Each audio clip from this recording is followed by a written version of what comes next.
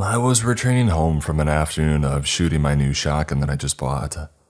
I stopped to get some dinner at Wingstop and parked in a parking lot right in front of the store that had an all-glass front and looked directly into the parking lot, not more than 20 yards away where you could see my vehicle.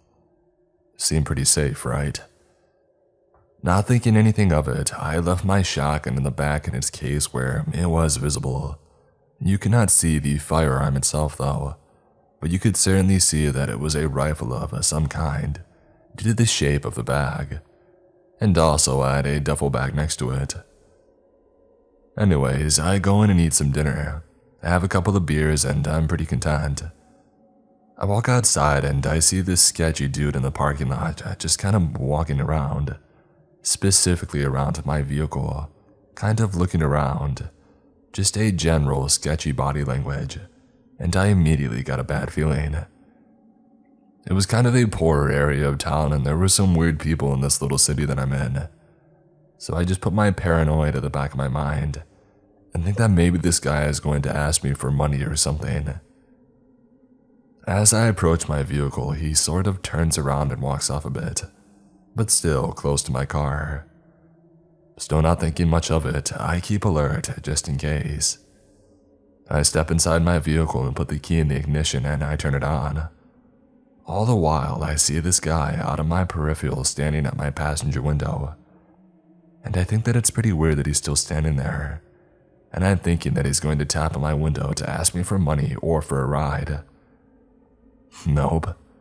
This guy opens my car door as soon as I put it in drive. I didn't want to wait to find out what he was doing or what he had wanted. I peeled out of the parking lot like a bat out of hell, door opened and all. Someone honking at me not knowing some freaking creep tried getting into my vehicle to do God knows what. I called the police and gave a description of the suspect along with the location. I'm pretty sure that guy was going around looking in cars and saw what I had in my backseat and noticed my gun. And when he couldn't get in because it was locked, figured that he would wait around for me to return and hold me up. Thank God I had locked the door, otherwise my firearm would have been stolen and used in who knows what kind of crime, and it could have came back on me. I learned a couple of lessons from this. Do not leave anything valuable visible inside your car, even if you think that it's totally safe, because it's a public place with a lot of visibility. Also, don't leave firearms in your car, besides a glove box that is locked. I was seriously an idiot for leaving it out of the open in the case like that. I just didn't think about it in that way until tonight. Next, follow your gut. I knew something was up as soon as I saw this guy. If I would have completely written it off as just some weirdo, who knows if I would have had the awareness and instinct to immediately take off. Lock your doors as soon as you get in. This occurred to me when I entered my car, that I really ought to have locked them. For some reason I didn't though. Maybe I really didn't think someone would make an attempt like that, or I don't know why I didn't, but that little mistake could have turned into a big one really quick. Get a concealed carry permit. This is as close a call as I need to be convinced that I need a permit, and classes on how to use pistols effectively and safely for self-defense. Not taking any chances. Ladies, please be careful. Creeps like this are more inclined to prey on women. And I know this guy was probably hoping a poor defenseless young lady would have stepped into that car. I thought he looked frustrated when I walked out and he saw me walking towards my car. All in all, be careful out there.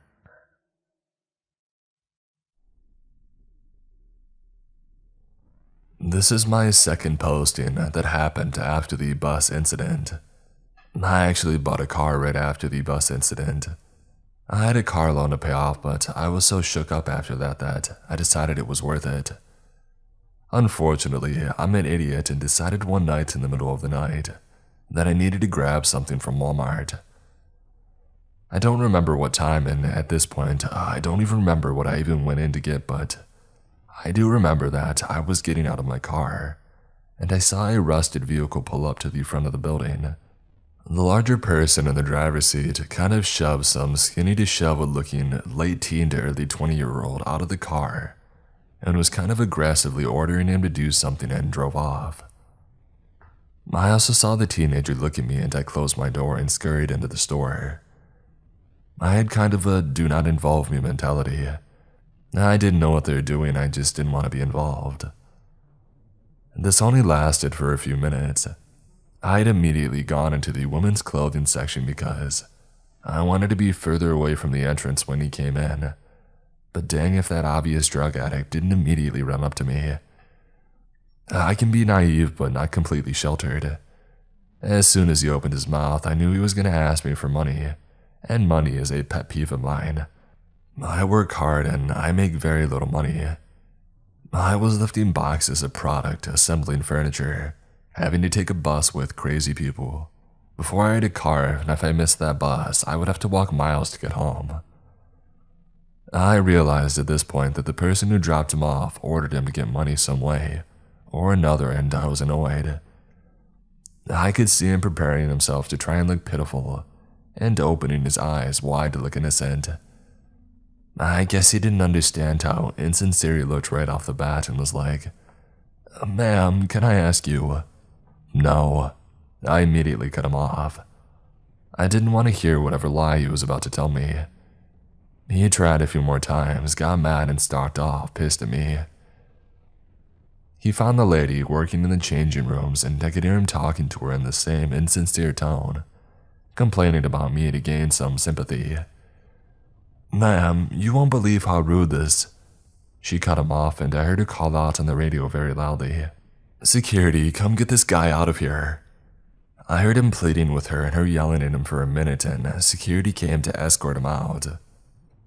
It was funny at that moment and I thought that it was over. I went about my business and checked out and I was about to step out when I suddenly had a thought.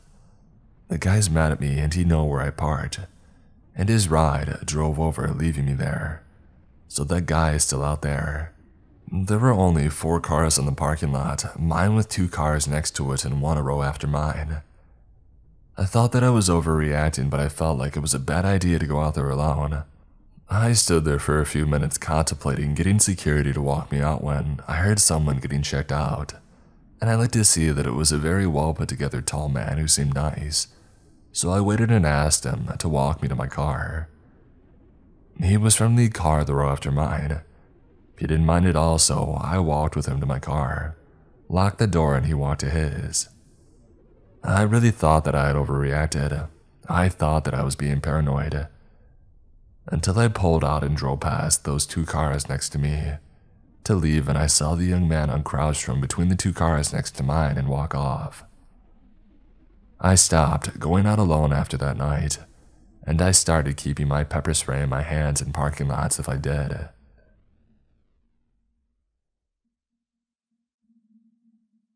I'm a senior in high school and it was a Friday night around 6 p.m.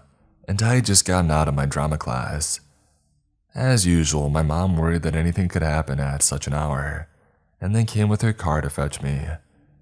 Sometimes on Friday, we would take this opportunity to go to the supermarket near my high school and that's what we did tonight. Since my feet hurt after the whole 2 hours of drama class spent standing up, I stayed in the car.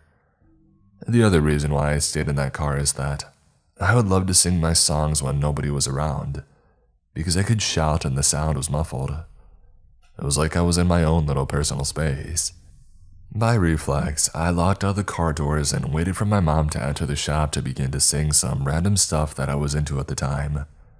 Some people will look at me, but that's okay. I don't really care anyway. And then I see a man, probably in his mid-50s, wearing a big black coat and a gray beanie. He was watching me as he walked in front of my car. I look elsewhere, not really wanting to make eye contact.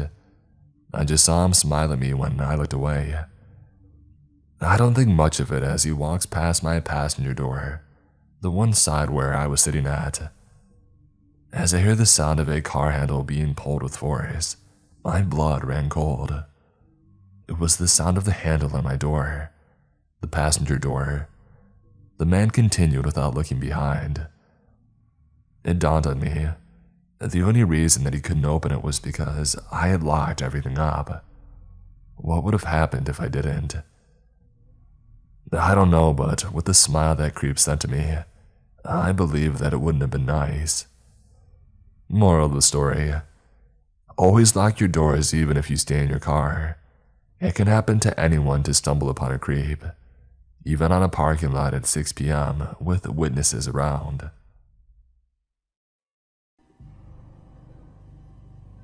A couple years ago, I used to attend a boarding school in Singapore. This was for the last 2 years of high school, or junior college as we called it. I'm a Catholic, and since none of my friends in the boarding school were practicing Catholics, I attended Sunday Mass on my own every week. If you've been to Singapore, you know it's one of the best countries to go around on your own. It's sometimes even more fun than going around with other people. So this wasn't something that bothered me too much. This Sunday in question came before a long week of submissions and tests, so I was already stressed to begin with. On top of that, I had also somehow managed to oversleep. I liked attending the 8 a.m. Mass. It's the one with the best choir. So I had to splurge on a cab instead of taking the bus like I usually do. I only got a limited amount of money for the month from my parents, and I spent most of it on food. So by the time I had walked into church, I was upset and just looking for some peace. I guess the stress made me look frazzled and upset, which might have been what caught his attention. As I was late for Mass, I had to stand at the back of the church with the other latecomers, as there were no open seats left for us. This man was standing a few feet to my right. He was wearing spectacles and an eternal frown. He was Chinese, like almost everyone else in the church. I noticed him scowling at me throughout the Mass, but I ignored him on purpose because I didn't want to get upset unnecessarily. I was the only Indian in my boarding school, so I was used to receiving weird looks. It didn't help that the area in which my school and also this church were located was a pretty rich neighborhood, and I had never seen an obviously non-Chinese person in the church. So the too long don't read is I was used to be a stared at minority. I refused to pay this guy any attention though. What happened next took place during a lull in the Mass, during the distribution of communion. Many people tend to move out of the church after receiving communion, so a seat opened up near where I and the man were standing. I moved towards the tent after making sure there were no elderly around me who would like the seat. I sat there. The man maneuvered himself so that he was now standing behind me. This was when I began to feel unsafe. And then he began talking. His words were not directly towards anyone in particular. He seemed to be there on his own. These silence in the church only served to amplify what he was saying. Only in our section though, he wasn't speaking that loud. Basically, apropos of nothing, this random guy began railing about how the Indians were destroying his beautiful country. He went on about how they were doing horrible things to themselves on the streets of Geylang, staking up their schools and hospitals, and making Singapore into a jungle. How the government needed to throw all of them out. He said a bunch of other things that I don't remember now. He also repeated a lot of the stuff, which is why it got stuck in my head. He must have said stuff like that 5 times, and maybe even switched it out for other horrible things. It was obvious that his words were meant for me. I turned around to look at him when he first began with a kind of, "Are you kidding me" face. He was staring at me, his face the stock image of hatred and rage. The people around him were shifting uncomfortably. I turned back around, shut my eyes, and willed him quiet. He didn't shut up. At some point, I began quietly crying.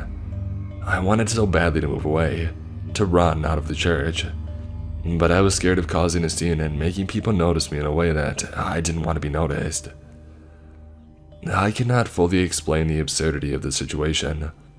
We were in a church, In some other section, the priest was still distributing communion to the congregation. The rest of the church sat in prayerful silence. And in the back, in this one corner, this random guy was spewing hate directed at a 17-year-old, and nobody said a word to shut him up. When the priest returned to the altar and had us rise for the final blessing, I took that opportunity to get out of my pew and move away from the man. But to my horror, he followed. The mass had ended by then, and people were moving towards the exit, as was I. But he followed behind me, raised his voice, asked me where I was going. That was when a lady in the vicinity said something like, "Don't say that to her, don't use those words." But when I looked to her, thinking that she would help me get away from this guy, she refused to meet my eye and moved away. We got out of the church, and I couldn't see the guy anymore, so I ran blindly towards the exit and in the direction of the bus stop. I couldn't think straight, didn't know what I looked like. I had no clue what was happening. I got to the bus stop and decided to get onto the first bus that pulled up, even if it was going the wrong way. I thought that I was safe, and I got my phone out of my purse. And then I turned around and, like a horror movie, he was there walking towards me. The only other people at the bus stop were a woman and a kid. I didn't feel confident enough to approach them and ask for help, so, fingers shaking, I locked my phone and called my roommate. She answered the phone groggily. I had probably woken her up, and without waiting for her to say anything, I told her very loudly that a strange man had followed me from the church to the bus stop, and he had been verbally abusing me, and I didn't feel safe. The man, who had been advancing towards me all this time, went and stood with the woman and the child, who had also heard me, and moved away from him. The bus pulled up, I got in, the doors closed, and we pulled away. In that moment, I was so overwhelmed by what had happened that I stood at the entrance of the bus, next to the bus driver, and just burst out crying. I don't remember what was going through my head. My heart was going crazy in my chest. I must have been having the worst panic attack. The bus driver and everyone else in the bus was staring at me like I was crazy probably. At the next stop, the driver asked me if I was okay, and when I couldn't respond, asked me where I needed to go. I gave him the name of my school. A passenger who had just gotten into the bus took me back out, explained to me which bus I would need to take, and asked someone also waiting at the bus stop to make sure that I caught the right bus. Somehow, I got back to the boarding school. I had left my roommate on call, and it had made her extremely worried. By the time I got back to my room, she had notified our mentor and had placed a call to the church to ask if I was still there and if they could find me. They obviously didn't know anything. So, I guess that's my story. I just want to clarify that besides this one experience, I have never felt unsafe in Singapore, and I'm not in any way trying to post that all Singaporeans are bad towards Indians. This did shake me thoroughly though, and I could not bring myself to go back to the church for a long time. I truly hope I, or anyone else for that matter, are never placed in a similar situation ever again.